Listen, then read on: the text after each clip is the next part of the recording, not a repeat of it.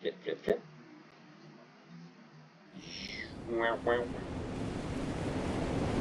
Alright, we're in Stone Chip. Umbrella! Alright, so this is beautiful. This is one of the ones that I really think just got a major glow up with the modern version. Like the water here and the rocks and the sort of the choice of the bright sun here is really nice. We're going to go ahead and activate the pump. And we'll hear it in the distance. What this is going to do is it's going to pump the water out of certain areas. We're still flooded here. We're still flooded in there. But that has cleared things out in Adris's lighthouse, which has this lovely chamber down here to locked treasure chests attached to some sort of buoy. So we open up the buoy and drain the water. This one's fun for anybody who's familiar with basic physics, fluid dynamics, right? Close that back up. If the barrel's not full of water, what's it full of? Air. And if it's full of air, what will it do when we put the water back in? Float. Awesome.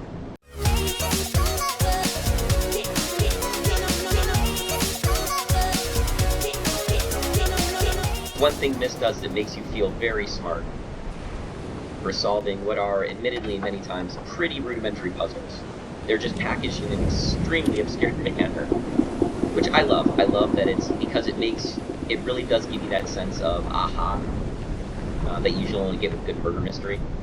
Alright, so let's take the key, unlock it, giving us a key, which we can then use with this over here, which then allows us to get up 8 feet. It's a lot for a little, but I guess it would have been foiled by bringing a ladder with us. Alright, we have this battery. As we fill that up, that will charge, and fill up the batteries, and that will temporarily light the inside of the structure. Now, if you notice, we switched to the middle pump. That was so that we could right away sprint in here and start digging through. Oh, that's weird, there's 2 doors. We go down these 2 chambers, and all of these rooms, and as we get to the bottom of this dank, twisting hallway, it's like most things in Myst, slightly creepy to get to. An incredibly ornate room with creepy music, the fine things in life, a red page, and daggers and poisons. Because Cirrus and Akinar, again, just every opportunity they have to remind us that they are not good people, we are reminded that they are not good people. Right. So then we are going to... then you just kind of fumble your way through and get back out. I'm going to try to very quickly make a mad dash for the other brother's room. Alright, we get in here, we get a lovely ribcage light. Who doesn't have one of these in their place? More poisons, some creepy masks. Now this is important. Markers, the vault is look on the island, achieved very instructions are vault each of the marker, turn everyone on that as a final step to there too. So you would write all this in your book and you'd have half of the clue to basically beat the game correctly. There's our blue page, and now that the power's about to go out, let's bail. Unless, am I going fast enough I can actually do all 3 things in one go? Let's see. There's a submersible light, and I think it would be this one. Look at that. Ha! So there's a clue that it's 135 degrees. You find that with the final thing we need to do in Stone Chip is... No, don't turn my microphone off. No, we want to go up, not down. Alright, so... let's head up, let's head up, let's head up. Alright, so we'll go in there in a minute. We can climb up to the top of here, and there is a lovely looking glass we can look through, and you can rotate it to get a direction, and the direction that clues you into knowing which of those parts of the compass are hit is at 135 degrees. So that's how we find out what's hit there. See the light blinking, right? It's your beacon. And now that we've pumped this out and turned the light on, normally when you'd open this up, this would be an incredibly dark and unpleasant place, but now we've got this lovely light kind of shining in here. You'll notice it's a lot more peaceful than Cirrus and Akinar's room, so... get our linking book, and with that, we're going to say goodbye to the Stone Shift age. Back to Myst Island. Alright, who likes trees? Show of hands. Trees. Yeah, sure, everybody loves trees. We're in Portland, right? I grew up in Clifton, Virginia. It's nothing but trees. So the next age was my favorite growing up, and that is channelwood. So, first things first, we will turn our dial to the cabin over here. Again, we could go up into the tower and get our clue. Oh, also, as we're collecting these pages, we can drop those off, right?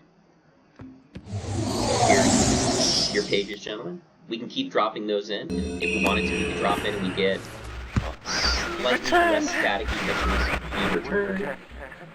So now he thinks we're all in, we're going to keep collecting blue pages for him. These sequences, by the way, are Rand and Robin Miller.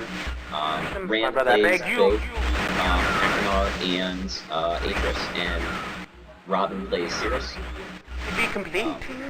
Yeah, I know. Yeah, I don't think we're going to bring you more pages. Anyway, let's make our way to Channelwood. We need to read our book first and learn some information about the Channelwood age. It's in this lovely green tone. Alright, we have called this age Channelwood, and it's very different. As we walk, we notice the waters change colors, so it's a very beautiful kind of swampy pine forest, which is an interesting combination. Mysterious rumblings, tectonic or volcanic. Many people died, and the others had to ride to avoid the sinking of the island. They kind of had to move up into the trees. We'll see that when we get there, that they're all kind of living up there.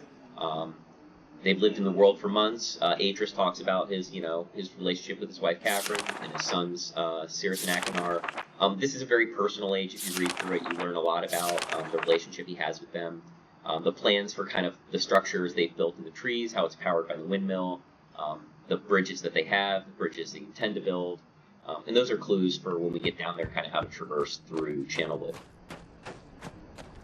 But let's go ahead and make our way out there. Our clue, by the way, if we climb the library tower, is 724, which is what we need in the room here to open this. Alright. And as we open the safe, we have... there's our ignite switch. So, anyone familiar with how gas works, right? You need it flowing. We can hear it now. You do not pass out if you close this door and stay here with the gas flowing in. The game isn't quite that mean. It's already mean enough as is. So we'll do our lights. And we've got a beautiful flame going. And we see this picture kind of a tree inside an area, and that's this over here. And as trees do, they are propelled out of the ground, usually by gas. This one's going at a rate of about, say, 3 feet a second. So this should be in low Earth orbit by the time we're done this reason. Hey, nope, Alright, I need to get in there. So I'm going to go back inside and turn the gas off. Alright, so let's... Alright, good. So now let's go back out and hop into our... climb into our tree where we belong. Alright. And down we go into what seems like an early funeral. I will tell you, playing through a lot of this when I was a kid, this is pretty creepy. Robin Miller's very sort of atmospheric soundtrack did wonders for that too. But here we are in this nifty basement area, and here's our entrance to Channelwood. Let's go walk amongst the trees.